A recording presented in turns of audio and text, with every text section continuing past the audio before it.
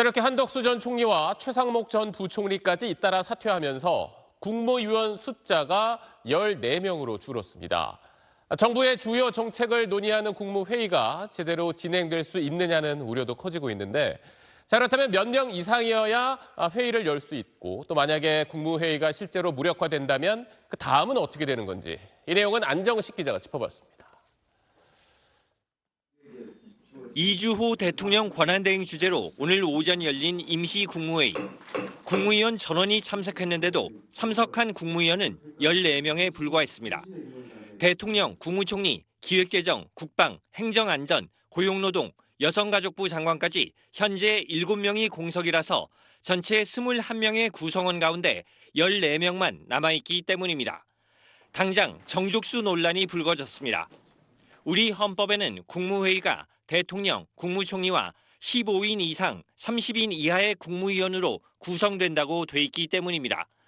하지만 대통령령인 국무회의 규정은 21명의 구성원 가운데 과반인 11명이면 개의할 수 있다고 돼 있어서 회의에는 문제가 없다는 게 정부의 설명입니다.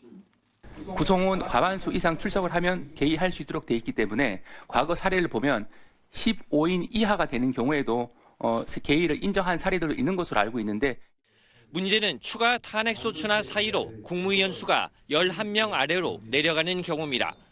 이주호 권한대행과 유상임 과학기술정보통신, 조태열 외교, 김영호 통일장관까지 자리에서 물러나거나 탄핵소추된다면 국무회의는 무력화됩니다. 그렇게 된다면 정부는 법안에 대한 거부권 행사를 할 수 없고 국회의장이 법안을 공포할 수 있게 됩니다. 민주당이 형사소송법과 공직선거법 개정안을 정부의 거부권 행사를 피해 통과시킬 수 있다는 얘기입니다. 하지만 민주당은 줄 탄핵에는 선을 긋습니다. 공적 책임감이 하나도 없는 내각들이긴 하지만 그래도 뭐 또 국민의 안정감을 생각하면 거기에 없어질 수는 없는 기관이니까 뭐 유지는 시켜야지 그걸 어떻게 저희들이 무력화를 하려고 계획을 갖겠습니까? 다른 민주당 지도부의 인사도 민주당은 국무회의를 무력화할 생각이 없는데 왜 그런 얘기가 나오는지 모르겠다고 말했습니다. SBS 안정식입니다.